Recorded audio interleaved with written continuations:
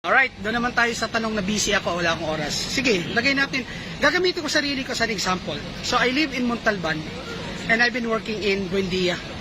So, I travel all the way every day for the past 14 years being a call center agent. Sino may oras? Pero, habang nagtatrabaho ko, I came up with this realization na habang minumura ako sa telepono as an agent, may mga taong natutulog sa bahay, kumikita. May mga taong hindi kailangang mag-travel, kumikita. No? Hanggang kailan ka walang oras, kapatid? Kung wala kang oras ngayon, no? Lagi sinasabi mo kasi wala kang oras. Okay, hindi ako. Itong tanong ko sa'yo, ilang birthday ang pinapalagpas mo? Ilang okasyon ang pinapalagpas mo kasi may trabaho ka? Kailan darating sa buhay mo na may oras ka sa pamilya mo? Tandaan mo kung may anak ka, minsan lang magiging bata ang anak mo. One day you will realize, pag nasa deathbed ka na, anong gusto mong maalala ng anak mo? Na lumaki siya, wala kang oras? O lumaki siya na nandun ka palagi kasi binibigyan mo siya ng oras? Kasi may time freedom ka, kasi nasa networking ka. Guys, networking is not all about money. No, hindi po siya pera-pera.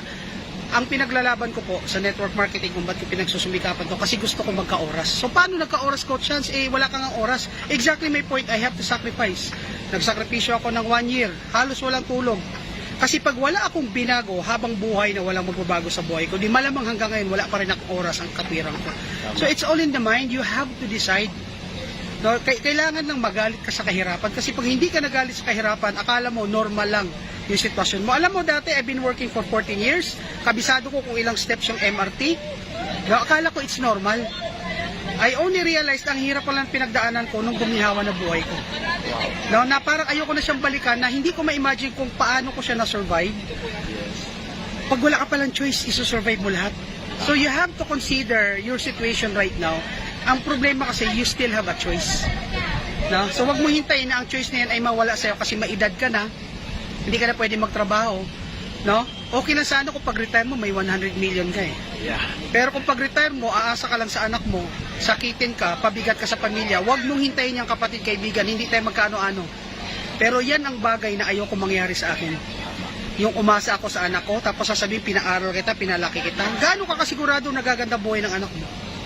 Gaano ka kasigurado na arugahin ka ng anak mo? Tama? Na kung di ka sigurado, then siguraduhin mong future mo, siguraduhin mo retirement by doing something different right now. Hindi ko sinabing networking lang.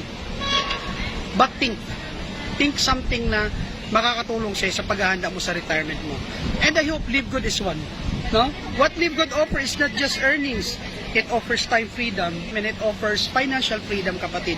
Yeah. I know it's something na hindi mo pa pinapaniwalaan kasi nasa comfort zone ka. Galing ako dyan. I've been employed for 24 years. Hindi ko sinabing masama ang employment. It's just that, wag mong babaran yan. Yes. Kasi nakita naman natin magulang natin, lolo natin, ninuno natin, galing dyan eh. O tingnan mo, kung magandang employment, maganda sana buhay mo yan. Tama. Hindi ko sinabing pangit. I survived my family because of that. It's just that if you want more, if you want something na makakapagpabago sa buhay mo, gawa ka ng bago. Wow. And who knows, Live Good, it's just, try mo. No, Live Good is, it's just a chance. It's just giving someone a hope na baka sakali magbago. But at least you have that hope. Kasi sa employment, we don't have that hope. Tama? Unless CEO ka, unless you are the president, but if you're just an ordinary employee na umasa sa akin si katapusan, Diyos ko naman, kapatid, no? Dilat ang mata mo, nakikita mo sitwasyon, pero imulat mo sarili mo sa sitwasyon na yan. Kasi tandaan mo, wala akong karapatan mong himasok sa buhay mo. But at the end of the day, ikaw yan. Ikaw yung nagsasuffer, ikaw yung maraming utang, ikaw yung gipit. Yes. Hanggang kailan? Tama. Diba? So I hope this short message, kung short pa tawag dito, I hope this gives you at least tickle your mind na, o nga no. Guys, ano lang, tanggapin mo lang kung ano ko ngayon. Marami nagtatanong sa akin, ano raw sikreto para maging successful. Huwag ka nang tumingin sa iba. Yung sitwasyon mo ngayon, enough na yun. Tama. No? So, Coach Hans, I hope po na makita-kita tayo one day, and one day sabihin mo sa akin, Coach Hans, salamat sa video mo. Na-inspire ako, and because of that, ginawa ko si Live Good. Ngayon, successful na ako. Yun lang. Yes. Yung meron lang tayo mabagong buhay, umasenso, thankful na ako dyan. Okay? So, see you at the top.